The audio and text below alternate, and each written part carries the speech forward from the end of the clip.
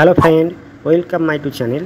আজকের ভিডিওতে বন্ধুদের আমি দেখাবো তোমরা কিভাবে এলটি প্যানেলের সঙ্গে ক্যাপাসিটর প্যানেল কানেকশান করবে, তার ডায়াগ্রাম তোমরা এই ভিডিওতে দেখতে পাবে। এছাড়া জানতে পারবে এলটি প্যানেলের সঙ্গে আমরা কেন ক্যাপাসিটর প্যানেল যুক্ত করে থাকি এবং তা কিভাবে কন্ট্রোল করে থাকে সেটাই তোমাদের এই ভিডিওতে দেখাবো। তোমরা দেখেছো বড় বড় যেসব ইন্ডাস্ট্রি রয়েছে সেখানে ইন্ডাকটিভ লোড থাকে, যার জন্য অনেক বিদ্যুৎ লসেস হয়। সেই বিদ্যুৎ লসেস যাতে না হয় এবং পাওয়ার ফ্যাক্টর মেনটেন্যান্সের জন্য এপিএফসি যুক্ত ক্যাপাসিটর প্যানেল আমাদের ব্যবহার করতে হয়। তোমরা সেটাই জানতে পারবে। আর তোমরা যদি এই ভিডিওতে নতুন হও অবশ্যই এরকম ভিডিও পেতে আমার চ্যানেলটিকে সাবস্ক্রাইব করে রাখবে এবং ভিডিও যদি তোমাদের কাছে অবশ্যই গুরুত্বপূর্ণ হয়ে থাকে তাহলে অবশ্যই লাইক শেয়ার করবে। চলো তাহলে ভিডিওতে যাওয়া যাক। ভিডিও শুরুতেই তোমরা দেখতে পাবে ক্যাপাসিটার যেসব প্যানেল রয়েছে তার সঙ্গে সংযুক্ত হয়ে থাকে কয়েকটা জিনিস বা ইলেকট্রিক্যাল ইকুইপমেন্ট, সেই সব বিষয়ে তোমাদেরকে জানাচ্ছি। দেখো, ভিসিবি এটা একটা ব্রেকার, কারণ এলটি প্যানেলকে সেফটির জন্য আমাদের ভিসিবি বা ভ্যাকুয়াম সার্কিট ব্রেকার ব্যবহার করা হয়ে থাকে। এছাড়া সংযুক্ত হয়ে থাকে বিএলডি ট্রান্সফরমার। এই ট্রান্সফরমার থেকে আউটপুট কারেন্ট আমাদের যে এলটি প্যানেল থাকে সেই লো টেনশন প্যানেলে সংযুক্ত হয়ে থাকে। এই প্যানেলে তোমরা আরও কয়েকটা ব্রেকার দেখতে পাবে, সেটা হচ্ছে এসিবি বা এয়ার সার্কিট ব্রেকার। এই এয়ার সার্কিট ব্রেকার থেকেই যে আমাদের 3 ফেজ সাপ্লাই সেটা আমাদের ক্যাপাসিটার যে প্যানেল আছে তার সঙ্গে সংযুক্ত করা হয়ে থাকে এই ব্রেকারটার সঙ্গে। এই যে প্যানেলটা তোমরা দেখতে পাচ্ছ ক্যাপাসিটার প্যানেল, এখানে অনেক যে ইলেকট্রিক্যাল ইকুইপমেন্ট আছে সেসব বিষয়ে তোমাদেরকে অবশ্যই দেখাবো। তো দেখো, বড় বড় যে ইন্ডাস্ট্রিতে রয়েছে এই যে প্যানেল ক্যাপাসিটার প্যানেল, সেটা পাওয়ার ফ্যাক্টরকে 0.9 থেকে 1 এর মধ্যে রাখার জন্য এই যে প্যানেল তোমরা দেখতে পাচ্ছ অটোমেটিক পাওয়ার ফ্যাক্টর যে কারেকশন যে প্যানেল সেটা ব্যবহার করা হয়ে থাকে, যাতে ইলেকট্রিক্যাল যেসব বিদ্যুতের লসেস না হয় তার জন্য। তো চলো তোমাদেরকে এবার আমি কানেকশান করে দেখাবো এবং কানেকশানের যে ডায়াগ্রাম সেটা সুন্দরভাবে তোমাদেরকে আমি এখানে দেখিয়ে দেবো কিভাবে তোমরা কানেকশান করবে। বন্ধুরা, কানেকশানের প্রথমেই দেখো এলটি প্যানেলে যে এসিবি রয়েছে এয়ার সার্কিট ব্রেকার, সেই এয়ার সার্কিট ব্রেকার থেকে আমরা 3 ফেজ সাপ্লাই নিয়ে নেব কানেকশানের জন্য, যেটা এই ক্যাপাসিটার প্যানেলে 3টে বার RYB হিসাবে আমাদের সংযুক্ত করতে হয়।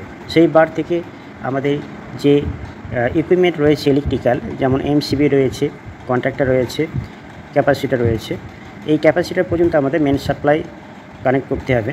এছাড়া এই যে এপিএফসি যে কন্ট্রোলার রয়েছে সেই কন্ট্রোলার মাধ্যমে আমাদেরকে এখানে 220 ভোল্টেজ ইনপুট করতে হবে এবং তার মাধ্যমে আমাদের অটোমেটিক এবং ম্যানুয়াল এই ক্যাপাসিটারগুলো আমরা অপারেট করতে পারবো।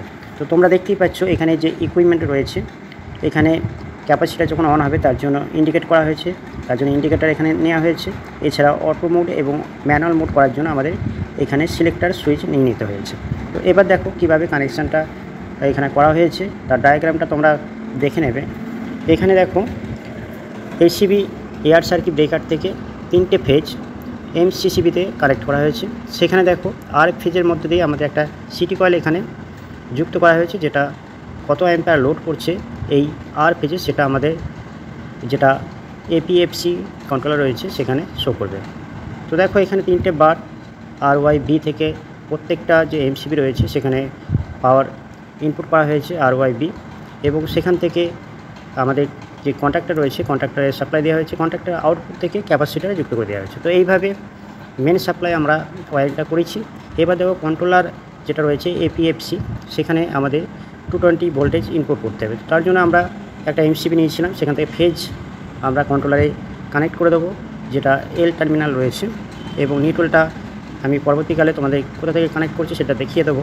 তো দেখো যেখানে আমরা এপিএফসি যে কন্ট্রোলার আছে সেখানে যে আমরা ফেজ ওয়্যার ইনপুট করেছি সেখান থেকে আমরা কানেক্ট করে দিয়েছি কমন টার্মিনালে, এপিএফসি যে কন্ট্রোলার রয়েছে তার কমন টার্মিনালে, এবং এই যে সিলেক্টার সুইচগুলো আছে এই ওয়্যার থেকেই আমরা ম্যানুয়াল মোডের জন্য যে পয়েন্ট আছে সেখানে যুক্ত করে দিয়েছি। এবার দেখো কন্ট্রোলারের যে অটোমেটিক আমাদের যে কন্ট্রোল করবে এপিএফসি যে কন্ট্রোলার, সেখান থেকে আমরা অটোমেটিক যাতে এই ক্যাপাসিটরগুলো কন্ট্রোল হয়ে থাকে তার জন্য কানেক্ট করে দেবো। কীভাবে কানেক্ট করছি তোমরা দেখে নাও। 4টে সিলেক্টার সুইচ আছে, আমরা 4টে ক্যাপাসিটরকে এখানে মেনটেন্যান্স করার জন্য। আমরা যদি সিলেক্টার সুইচে ম্যানুয়ালে মোডে রেখে দিই তাহলে আমাদের ম্যানুয়ালে কন্ট্রোল হয়ে থাকবে, এবং যদি অটো মোডে রেখে দিই তাহলে এই যে কন্ট্রোলার দেখতে পাচ্ছ এপিএফসি তার মাধ্যমে কন্ট্রোল হয়ে থাকবে।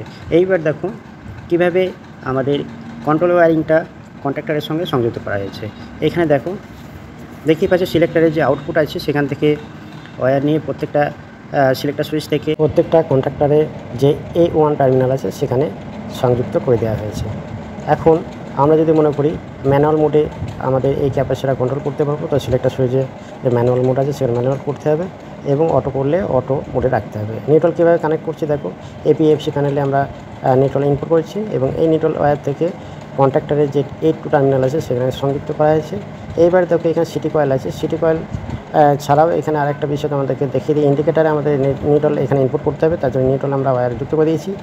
সিটি কয়েল থেকে S1 S2 ওয়্যার নিয়ে এপিএফসি যে কন্ট্রোলার আছে সেখানে সংযুক্ত করে দেওয়া হয়েছে।